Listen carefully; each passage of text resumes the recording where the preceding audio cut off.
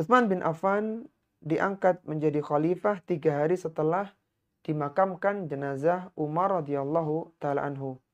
Itu dimulai pada bulan Al-Muharram tahun 24 Hijriah. Jadi Umar terbunuh di akhir tahun, yaitu di tanggal 27 Dzulhijjah tahun 23 Hijriah.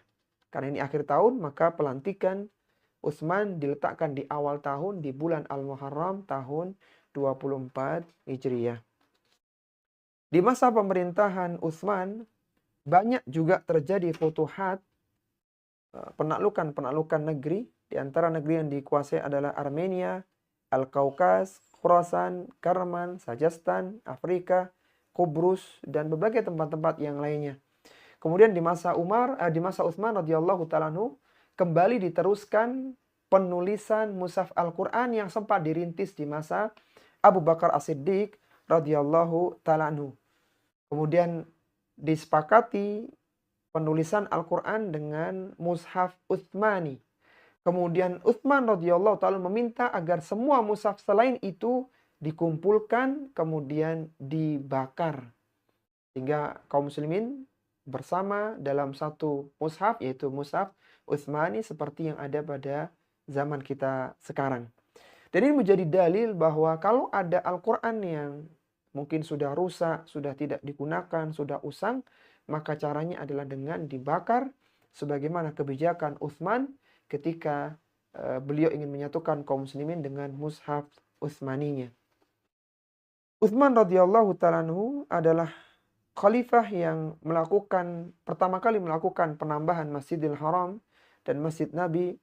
Beliau mendahulukan khutbah Id sebelum salat. Beliau mengangkat polisi-polisi. Beliau juga menjadikan ada 2 adzan Jumat, ya. Dan banyak beberapa kebijakan Utsman radhiyallahu taala sebagai khalifah.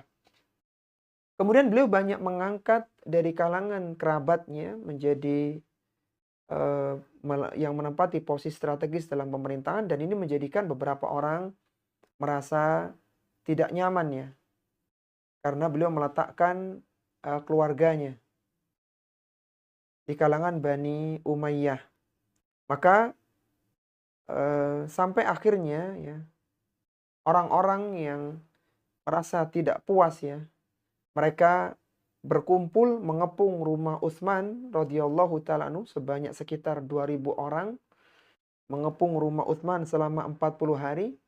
Kemudian pada puncaknya mereka melompati pagar rumah Utsman dan akhirnya membunuh Utsman radhiyallahu taala anhu ketika sedang membaca Al-Qur'an. Dan Utsman terbunuh di rumahnya pada tanggal 8 Dzulhijjah tahun 35 Hijriah.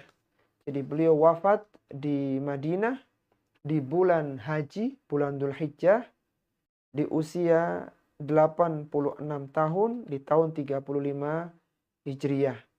Dan ketika itu Ibunda Aisyah radhiyallahu taala bersama beberapa istri Nabi SAW sedang melakukan haji di Makkah. Mereka tidak tahu kalau ternyata di Madinah ada terjadi pemberontakan dengan terbunuhnya Khalifah Utsman radhiyallahu taala. Dan Khalifah Utsman ini adalah Khulafaur Rasyidin dengan masa pemerintahan yang terpanjang. Beliau memimpin selama 11 tahun lebih beberapa hari.